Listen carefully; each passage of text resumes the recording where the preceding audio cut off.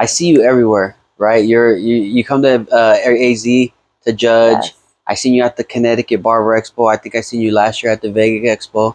So expos, why do you go to expos, or what does that do for you? Or It's okay. So at first, it was to network and to learn and see what I wanted to do in the industry.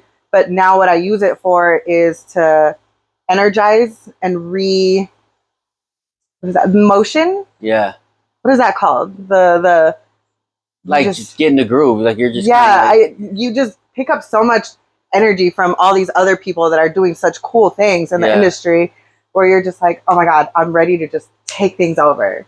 And that's why I love it. It gives me momentum. Momentum is the word that I was looking yeah. for. No, because we like it's like any job. We get complacent behind the Absolutely. chair or in the shop or in the studio, and it gets kind of boring.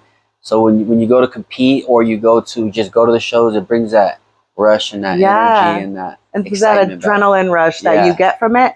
So when I was like during COVID, a year or two, it actually took me a couple years to actually get back into the groove Yeah. of going back to the conventions and actually being excited about going to the conventions, because I was getting a couple of like, hey, do you want to come and educate? And I'd be like, all right. Yeah. And I wasn't really excited about it until I went to like these big ones, Yeah. right? Because I was doing a lot of like smaller ones, and I was Yeah. like, yeah, I'll go.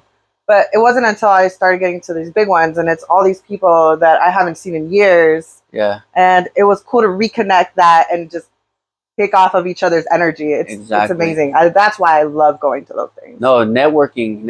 It's all about networking, because like on IG, I could see your page and I can see you doing, you're moving and grooving and doing all the right things. But it's not until you meet somebody, you get the handshake, you get, that you finally get to really see the person behind the camera. Exactly. And then you're like, dang, you kind of just network and talk and see that, how they move and how they think. Exactly. It's a very different experience than even when you actually get to sit down and talk to them versus just like, oh, hi, nice to meet you. Yeah. It's very different experience than scrolling. Yeah. You get to see a completely different person, honestly. Yeah. No, that's how it works. That's cool. Like I said, I got to see you in Connecticut. You're with what company was that? Don Juan. Don Juan. They're out of Vegas too, right? Yes. Yeah. No, that's cool. So where are you cutting at? I have my own private studio. It's in Henderson. It's it's in the district. So my studio is called LB Studio. Oh, okay. Yeah. Okay, not in a shop, like in your own studio, No, like your private space. Yeah, I like it, but I do miss working at a shop, though. Yeah. I really do. There's that energy thing. So when you're in a studio, the pros is you get to completely take over and control the entire environment. And whatever your client is feeling is you cater to that emotion, right? Music, alcohol, food. I give them Kool-Aids, whatever they want. But being at a shop, that bounce and the back and forth and everybody's talking to each other. And I really, really miss that. It's like the community part of the barbershop. I really miss. Yeah. It's like pros and cons. It's like the vibe too. Like at the shop, you can't really get that barbershop vibe in the studio. Right. But in that, you can't really get that private setting in a barbershop. Right. So that's what I mean. It's pros and cons. Yeah. Because I remember my person wanted to shave. It was supposed to be relaxing. Everybody's yelling and hyped. And I'm just like, hey, guys, can you and I can't tell anybody like, hey, guys, tone it down. It's just like, well, this is what's going on. We're going to be in our own little space right here. Barbershops can get out of control quick. It's great. I love that. I absolutely miss that. That's what I miss. Yeah. I was the instigator in the shop. Okay. Yeah, I was that person. So I kind of knew like who to pick at certain times. Like let's say the shop was quiet. I go up to like, hey, start an argument. Go and say da-da-da. So this person would pick at this person, then the whole shop would start talking. Because you always knew who the controversy person was or who was going to start saying what. It was great. Yeah. I loved it. I miss it so much. No, there's definitely, at my shop too, it gets a little loud or it gets out of control sometimes. So, no, it's fun. But you do sometimes. Yeah. That's a shop. Absolutely. It's a shop. People go for that experience. Yeah.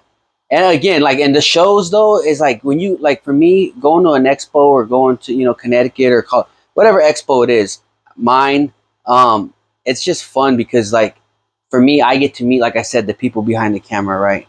Like I don't know, I don't even remember or how I even came across your Instagram, however long ago it was. It was a while ago. Yeah. But like, you just, you kind of see somebody growing and growing and growing and doing things, and then you show up to an expo and you're like, oh, there she is. Yeah. There she is. I was like, oh my God. There's the girl that I've been following forever for whatever reason. You know what I mean? Yeah. I know, you came up to me. I was like, oh my God, I know who you are. Yeah. Yeah. That's what makes it fun. And I think, it brings the community in other states and just wherever you're from, other parts of life. Yeah, I think that is so cool. When I found out there was a whole world behind barbering, I was like, no way. I loved doing hair prior to. Yeah. Because I've been a licensed cosmetologist for, I started cutting hair. I'm 32 now, so I started cutting hair at 17, got my license at 18, and I was doing men's hair, so I always knew I wanted to do men's hair, but barbering wasn't until I actually moved out here, because in Nevada, you can't work as a cosmetologist in a barbershop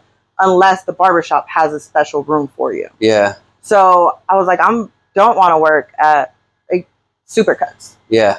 I want to go work at a barbershop because that's what I loved doing. Right. So I got my barber's shop. I got my barber license, and when I was in school, I was like, no way, I didn't know there was conventions. There's competitions. What? Yeah. Oh my God. So I started doing, my first one was an all-female barber one, which was really cool. It was just me and one other chick. Yeah. She beat me. She beat me bad. Like, it was cool. At first, I was all hater, like, it's because she knows people and all that stuff. And then I was like, no, okay, I'm just being a hater. Like, she did great. She did great. So then after that, I kind of was like, I'm competitive. So I'm like, oh, there's no way somebody's going to beat me. Yeah. So then I started traveling out of the States. Yeah. And started networking and meeting so many people. And I was like, this is so cool. It's crazy. It's like a whole nother world, huh? Yes. Like, this is so cool. And I've always liked to talk to people. Yeah. So it was just perfect for me. Yeah. Well, I'm going to try. Let's do what we can to get you out to Arizona. Sick. Yeah. Back to your home. That would be awesome. I love Arizona. It's such a community-based place, and I love that. Well, I'd love to have you. Support. So hopefully we can get you there. Oh, that'd be sick. Yeah. I would love to. Yeah, absolutely. Right, let's do it. Yeah, that's it. That's okay. Yes. Thank you for coming. Of course.